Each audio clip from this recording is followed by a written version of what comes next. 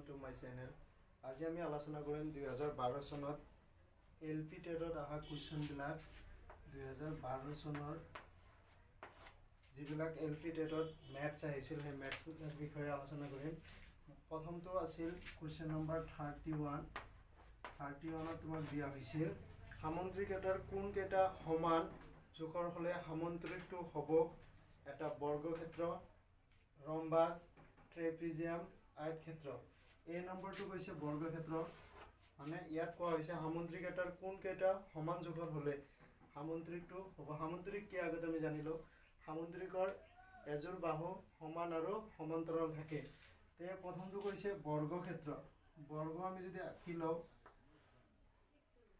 এটা এটা বৰ্গ হৈছে চোৱা ইয়াত কোন কেইটা সমান আমাক কৈছে কোন কেইটা সমান লাগিব এইটো কোণ 90 ডিগ্ৰী এইটো কোণ 90 ডিগ্ৰী এইটো কোণ 90 ডিগ্ৰী এইটো কোণ 90 ডিগ্ৰী বাট ইয়াত গোটেই কেইটা বাহু সমান সমান এইটো আমাৰ এনসাৰ হ'ব পাৰে। আমি চাব লাগিব সবতকৈ বেছি শুদ্ধ কোনটো নাম্বাৰ বি। এইটো বি অপশনত কোৱা হৈছে ৰম্বাস। আমি ৰম্বাসৰ চিত্ৰ আঁকিলো এইটো এটা ৰম্বাস চোৱা এই কোণ এই কোণ এই কোণ এই কোণ ইয়াত চোৱা এই কোণ আৰু এই কোণ সমান এই কোণ আৰু এই কোণ সমান বাট এই কোণৰ লগত এই কোণ সমান নহয়। আমাক কোৱেশ্যনৰ লাগে কোনটো সামন্ত্ৰিকৰ গোটেই কেইটা কোণ সমান সমান এইটোৰ গোটেই কেইটা কোণ সমান সমান নহয়। সি নাম্বাৰটো কৈছে ট্ৰেপিজিয়াম। ট্ৰেপিজিয়াম আমি চিত্ৰ যদি আঁকো ট্ৰেপিজিয়াম হৈছে এনেকুৱা ট্ৰেপিজিয়ামৰ সেম এনেকুৱা ট্ৰেপিজিয়ামৰ এইটো কোণ 31ৰ সি নাম্বাৰটো ট্ৰেপিজিয়ামৰ কথা কৈছে। ট্ৰেপিজিয়াম এনেকুৱা ট্ৰেপিজিয়ামৰ এই কোণ আৰু এই কোণ সমান থাকে এই কোণ আৰু এই কোণ সমান থাকে বাট এই কোণ আৰু এই কোণ সমান সমান নহয় গতিকে ট্ৰেপিজিয়াম নহয়। ডি আয়তৰ কথা কৈছে চোৱা আয়তৰ বিপৰীত বাহু এই বাহু আৰু এই বাহু সমান এই বাহু আৰু এই বাহু সমান এই কোণ 90 ডিগ্ৰী এই কোণ 90 ডিগ্ৰী এই কোণ 90 ডিগ্ৰী এই কোণ 90 ডিগ্ৰী ইয়াৰ গোটেই কেইটা কোণ সমান ইয়াৰ গোটেই কেইটা কোণ সমান এই দুটাৰ মাজত কোনটো বেছি শুদ্ধ সব বৰ্গৰ গোটেই কেইটা বাহু সমান কিন্তু সামন্ত্ৰিকৰ কি হ'ব লাগে বিপৰীত বাহু এজোৰ সমান হ'ব লাগে। সো ইয়াৰ বিপৰীত বাহু এজোৰ সমান সমান হল ইয়াত গোটেই কেইটা যেহেতু সমান সমান সো এনসার ডি। কোৱা হৈছে এটা সুষম চতুৰ্ভুজৰ উদাহৰণ হল এটা সুষম চতুৰ্ভুজৰ উদাহৰণ দিব দিছে। সুষম চতুৰ্ভুজ কি যাৰ গোটেই কেইটা বাহু আৰু কোণ সমান সমান। সো প্ৰথমতে কোৱা হৈছে আমাক এই সামন্ত্ৰিক আমি জানো সামন্ত্ৰিক এনেকুৱা টাইপৰ থাকে ইয়াত এই বাহু আৰু এই বাহু সমান নহয় এই বাহু আৰু এই বাহু যদিও সমান এই বাহু আৰু এই বাহু সমান নহয় কিন্তু সুষম চতুৰ্ভুজৰ গোটেই কেইটা বাহু সমান সমান। সো এইটো আনসাৰ আমাৰ নহয় নাম্বাৰ বি। বিত কোৱা হৈছে বৰ্গক্ষেত্ৰ চোৱা বৰ্গক্ষেত্ৰ গোটেই কেইটা বাহু সমান এই বাহু এই বাহু এই বাহু এই বাহু গোটেই কেইটা বাহু সমান সমান ইয়াৰ গোটেই কেইটা কোণ 90 ডিগ্ৰী গতিকে আমাৰ এইটো আনসাৰ হ'ব পাৰে। আমি বাকীবিলাকো চাই লওঁ। তাৰপিছত কৈছে ৰম্বাস। আমি যদি ৰম্বাস আঁকো ৰম্বাসৰ চাৰিযোৰ বাহু সমান সমান কিন্তু কোণবিলাক সমান সমান নহয় এইটো আমাৰ সুষম চতুৰ্ভুজ নহয় নাম্বাৰ ডি। ডিত কোৱা হৈছে আয়তক্ষেত্ৰ। আয়তক্ষেত্ৰ চোৱা আয়তক্ষেত্ৰ এই বাহু আৰু এই বাহু সমান এই বাহু আৰু এই বাহু সমান বাট এই বাহুৰ লগত ই সমান নহয় ইয়াৰ গোটেই কেইটা কোণ 90 ডিগ্ৰী। সো ইও আমাৰ আনসাৰ নহয়। ইয়াত আনসাৰ কেনেকৈ পালো আমি সুষম চতুৰ্ভুজৰ কথা কোৱা হৈছে যিহেতু সুষম চতুৰ্ভুজৰ গোটেই কেইটা বাহু আৰু কোণ সমান। যদি আপোনালোকে মোৰ ক্লাছ ভাল পাইছে তেতিয়াহ'লে লাইক কমেণ্ট আৰু সাবস্ক্ৰাইব কৰিব।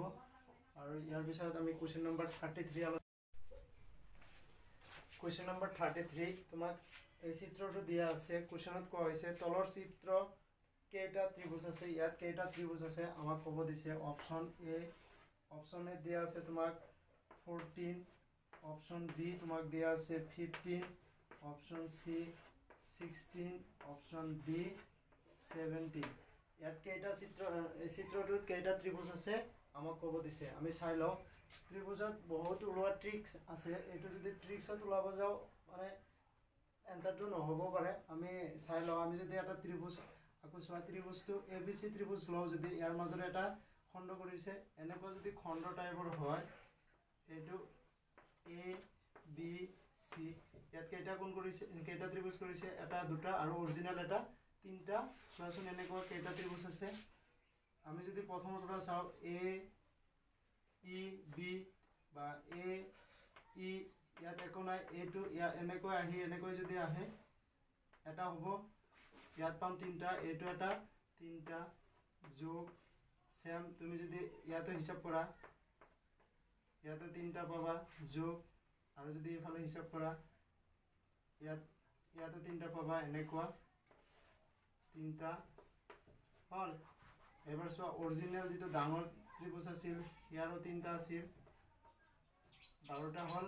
এবাৰ চোৱা আমি বাকী এইটো যে ত্ৰিভুজ এনেকুৱা ত্ৰিভুজ হৈছিল এইবিলাকতো আমি হিসাব কৰা নাই হল। ইয়াত কেইটা ত্ৰিভুজ আছে আমি ইয়াৰ পৰাও চাব পাৰোঁ। ইয়াত চোৱা প্ৰত্যেকৰে কেইটা কেইটা ত্ৰিভুজ আছে, এটা ত্ৰিভুজ যোগ সেম তুমি এইফালে এটা ত্ৰিভুজ আছে চেক কৰা যোগ, আৰু এনেকুৱা ধৰণৰ আমি ইফালৰ পৰা চাব পাৰোঁ। ইফালৰ পৰা যদি চাওঁ ইফালৰ পৰা আৰু ত্ৰিভুজ হ'ব, মানে ইফালৰ পৰা চালা ইফালৰ পৰা যদি আকৌ চোৱা আৰু এটা ত্ৰিভুজ হ'ব, ইফালৰ পৰা আমি যদি আকৌ চাওঁ আৰু এটা ত্ৰিভুজ পাম, টোটেল 16টা ত্ৰিভুজ হ'ব হল। ইয়াত এনসাৰ হ'ব 16। 34ক আপোনালোকক দিয়া আছে এটা কোণৰ মান 50 ডিগ্ৰী, তেতিয়াহ'লে আৰু বাকী দুটা কোণৰ মান কিমান হ'ব? ইয়াৰে এই অপশ্যনত দিয়া আছে আপোনাৰ 60 ডিগ্ৰী, বি অপশ্যনত দিয়া আছে আপোনাক 50 ডিগ্ৰী, সি অপশ্যনত দিয়া আছে আপোনাক 55 ডিগ্ৰী, আৰু ডি অপশ্যনত দিয়া আছে আপোনাৰ 65 ডিগ্ৰী। ইয়াৰে কোনটো এনসাৰ হ'ব? আপোনাক এটা অসমান কোণৰ মান দিয়া আছে 50 ডিগ্ৰী। আমি জানো ত্ৰিভুজ এটাৰ 3টা কোণ যোগ কৰিলে 180 ডিগ্ৰী হ'ব লাগিব। ইয়াত আপোনালোকে চাওক এই নম্বৰটো 60 কিমান হ'ব? 120। ইয়াৰ লগত যদি আমি 50 যোগ কৰোঁ কিমান হ'ব? 170। চ' ইয়াৰ লগত এই দুটাৰ লগত 50 যোগ কৰিলে 180 নহয়। চ' আপোনালোকে চাওক এবাৰ 50 যোগ কৰিলে 100, ইয়াৰ লগত 50 যোগ কৰিলে কিমান হ'ব? এইটো হ'ল 170, এইটো হ'ল 150। এই দুটা যদি যোগ কৰোঁ আমি তেতিয়াহ'লে আপোনালোকে চাওক 55, 55, 1010, আৰু ইয়াৰ লগত 50 যোগ কৰিলে 160 হ'ল। আমি যদি এই দুটা যোগ কৰোঁ 65 আৰু 65 যোগ কৰিলে 130, 130, ইয়াৰ লগত 50 যোগ কৰিলে 180। 3টা কোণ যোগ কৰিলে 180 ডিগ্ৰী হ'ব লাগিব। চ' ডি নম্বৰটো যোগ কৰিলেহে হয়। অপশ্যন আমাৰ কি হ'ব? ডি। 5ত কোৱা হৈছে এ নম্বৰ আপোনাক দিয়া হৈছে বৃত্তৰ আটাইতকৈ দীঘল জেডালে হৈছে বৃত্তৰ বেগ। এটা বৃত্তৰ আটাইতকৈ দীঘল জেডালে হৈছে বৃত্তৰ বেগ। হয়, এইটো আমি জানো, যিটো এইবিলাক চব জে দেই, এইবিলাক চব জে, কিন্তু বৃত্তৰ যিটো কেন্দ্ৰৰ মাজেৰে যিটো যায় সেইটোও যে ইয়াক কি বুলি কোৱা হয়? বেগ বুলিও কোৱা হয়। চ' এইটো সঁচা কথা, কেন্দ্ৰৰ আটাইতকৈ ডাঙৰ জেডালে হৈছে বৃত্তৰ বেগ। এই নম্বৰটো অপশ্যন কাৰেক্ট।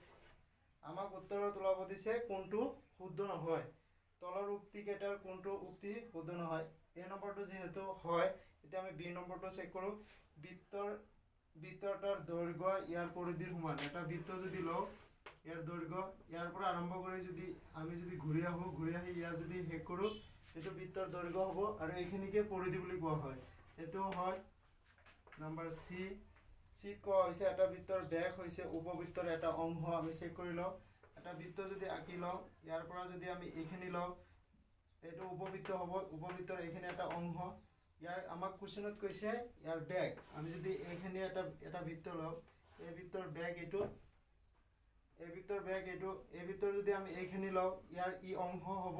আমি যদি তলৰখিনি লওঁ, তলৰ অংশখিনি যদি লওঁ, তেতিয়াহ'লে আমাৰ বৃত্তৰ বেগটো উপবৃত্তৰ এটা অংশ নহ'ব। চ' আমাৰ অপশ্যন চি এইটো হ'ব পাৰে, নহ'ব পাৰে। ধৰি ল'লোঁ আমি এইটো কাৰেক্ট আৰু ইনকাৰেক্ট দুটাই ধৰি ল'লোঁ। মানে আমি গোটেইখিনি লৈ অলপখিনি যদি কাটি পেলাই দিওঁ, আধাখিনি ইয়াৰ পৰা আমি এইখিনি বাদ দি ওপৰখিনি যদি লওঁ, তেতিয়াহ'লে ইয়াত বৃত্তৰ বেগৰ মাজত জেডাল থাকিব, বৃত্তৰ মাজত বেগ থাকিব। আৰু যদি আমি এইখিনি নলৈ তলৰখিনি লওঁ, তেতিয়াহ'লে বেগ নাথাকে। চ' অপশ্যনটো চি হ'ব পাৰে, নহ'ব পাৰে। আমি ডি লৈ চাওঁ। কি কোৱা হৈছে? এটা বৃত্তৰ সকলোবোৰ ব্যাসাৰ্ধৰ দৈৰ্ঘ্য সমান। এটা বৃত্ত যদি লোৱা হয়, এই বৃত্তৰ ইয়াৰ পৰা এইখিনি দূৰত্ব, এইবিলাক চব সমান। চ' ইও হয়। যিহেতু আমাক চি নম্বৰটো হ'বও পাৰে, নহ'বও পাৰে, গতিকে আমাৰ অপশ্যনটো ইয়াত সকলোতকৈ বেছি শুদ্ধ নহয় তাৰ মানে কি এ বি ডি যেহেতু এইটো অবভিয়াছলি হ'বই কিন্তু চি হ'ব পাৰে নহ'ব পাৰে তাৰ মানে কি আমাৰ এনসাৰটো হ'ব চি হল ইয়াৰ মাজত যেহেতু নহয় বুলি আছে তাৰ মানে আমাক যেহেতু নহয় সেইটো ওলাব দিছিল বাকি তিনটা যেহেতু হয় এইটো নহবই ওকে আপোনালোকে যদি মোৰ ভিডিঅ' চাই ভাল পাইছে তেতিয়াহ'লে লাইক কমেণ্ট আৰু ছাবস্ক্ৰাইব কৰিব পৰৱৰ্তী আপডেটৰ কাৰণে আমি ইয়াৰ পিছত কুৱেশ্যন 36 পৰা 40 লৈ আলোচনা কৰিম তাৰপিছত 40 পৰা 45 তাৰপিছত 45 পৰা 50